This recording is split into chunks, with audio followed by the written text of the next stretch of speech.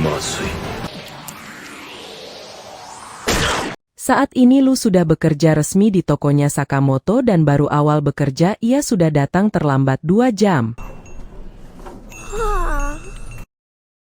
Shin memarahi karena tidak becus dalam bekerja.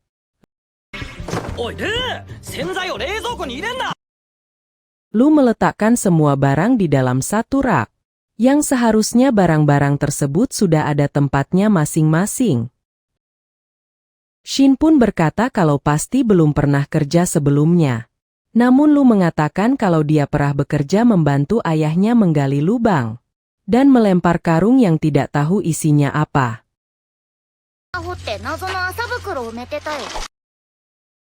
Shin meminta kepada Sakamoto untuk memecat Lu karena tidak becus dalam bekerja. Sakamoto pun bilang lanjutkan saja bekerja dan tidak perlu berisik. 人に対してそんな風に言っちゃいけないよ。 Shin di sini juga kaget karena Sakamoto jarang sekali banyak bicara. Dan ia mengatakan akan membunuh Shin jika banyak bicara. Tiba-tiba ada Sakamoto lain yang datang ke tokoh tersebut. Sehingga ada 2 Sakamoto. Oh ya? Mereka berdua pun sudah siap untuk mengeluarkan senjatanya masing-masing. Ternyata Sakamoto palsu ini bernama Nagumo. Ia adalah teman lama dari Sakamoto.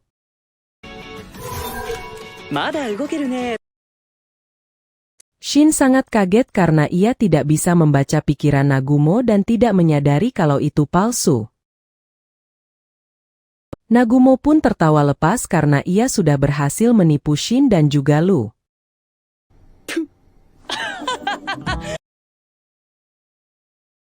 Nagumo memperkenalkan diri bahwa ia bekerja di supermarket seberang dan berumur 18 tahun. Namun itu hanya kebohongan. Sakamoto mengatakan bahwa ia adalah pembunuh bayaran dan berumur 27 tahun yang dulunya adalah teman Sakamoto.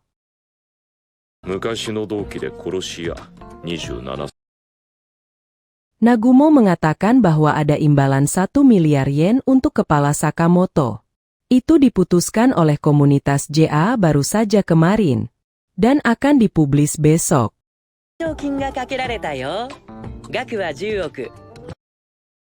Beberapa menit kemudian, ada kiriman pizza untuk Sakamoto. Shin pun dapat membaca pikiran kurir pizza ini yang ada niatan membunuhnya. Kurir ini mengeluarkan senjatanya dan bersiap untuk memotong leher dari Sagumo. Sakamoto dengan santainya memakan pizza tanpa mempedulikan kurir pizzanya. Seketika Nagum dengan cepat berada di belakang kurir pizza menengkek lehernya hingga pingsan.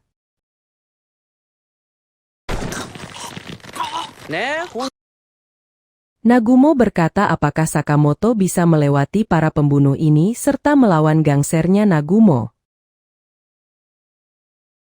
Di sini Nagumo tidak akan ikut campur. Ia hanya menjalankan misi sesuai rencana saja. Karena sebelumnya Sakamoto menghabisi ketua gangster yang mengejarnya. Membuat Sakamoto dicari banyak orang dan kepalanya diberikan hadiah. Nagumo pun pamit membawa kurir pinsannya dan Shin mengejarnya untuk menanyakan apakah Nagumo berada di pihak kita.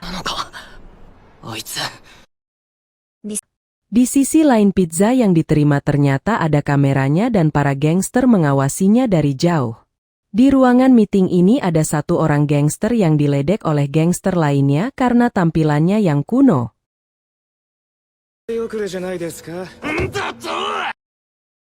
Ketua dari gangster ini mengatakan cara momen terburuk untuk dapat menyerang Sakamoto.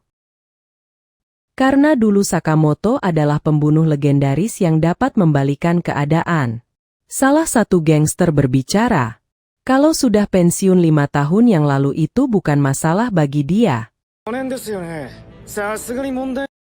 Sakamoto pun menyadari kalau pizza itu ada kamera pengawas dan akan memberikan neraka kepada mereka jika terus mengikutinya. Di tempat lain Shin khawatir jika orang seperti kurir pizza datang lagi. Sakamoto berkata tidak perlu khawatir. Saat ini lebih baik kita diam saja untuk sekarang. Seketika anak istrinya datang untuk mempersiapkan pergi ke Sugar Bunny besok. Sakamoro pun terlihat panik karena ia lupa kalau besok ada acara. Keesokan harinya mereka pun datang ke Sugar Bunny. Mereka menaiki roller coaster yang ekstrim yang membuat Lu dan Sakamoto sedikit mual. Hana memperlihatkan bahwa taman bermain ini sangat luas dan ada kelinci gendut yang kuat bernama Sugar Bunny.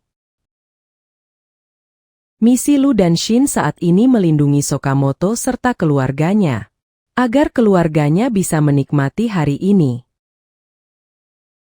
Shin menjaga jarak dari kejauhan untuk mengawasi pergerakan musuhnya. Shin bisa membaca pikiran orang sejauh 30 meter serta mengetahuinya apabila orang tersebut tegang. Tiba-tiba ada musuh yang mendekat dan Shin memberitahukan kepada Sakamoto melalui headset. Lu pun mencari perhatian Hana serta istrinya agar Sakamoto tidak terlihat oleh keluarganya. Penjaga kebersihan dan Sakamoto pun saling mendekat. Dengan cepat Sakamoto menusuk bagian dadah dari petugas kebersihan tersebut. Shin dan Lu membawa petugas kebersihan tersebut ke dalam hutan. Dari kejauhan pembunuh bayaran lainnya mengawasi dari jauh. Ia sangat kesulitan karena di dekatnya ada Shin yang dapat membaca pikiran orang lain.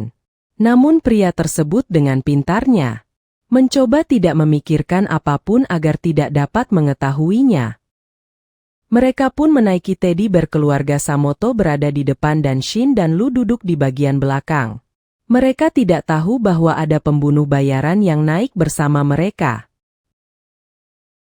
Dengan cepat Shin menyadari bahwa ada musuh di dekatnya.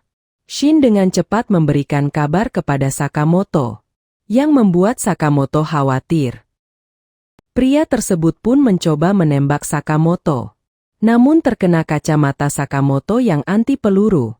Shin dengan sigap langsung melepas ikatan dan mencoba menghadapi pria tersebut. Duel pun dimulai antara Shin dan pria tersebut. Pria tersebut melemparkan pisau beracun kepada Shin. Ia tidak sempat menghindar dan terkena racunnya. Akibat racun tersebut mata Shin sulit untuk melihat ke depan. Shin akan terus melindungi keluarga Sakamoto apapun yang terjadi. Walaupun mata Shin tidak bisa melihat, Shin berusaha keras melawan pria tersebut dan mendorongnya hingga terjatuh ke bawah. Mereka berdua terjatuh di dalam pertunjukan Sugar Bunny. Shin masuk ke dalam kostum kelinci untuk bisa menghadapi pria tersebut. Shin dengan mudahnya bisa menghajar pria itu walaupun matanya tidak bisa melihat.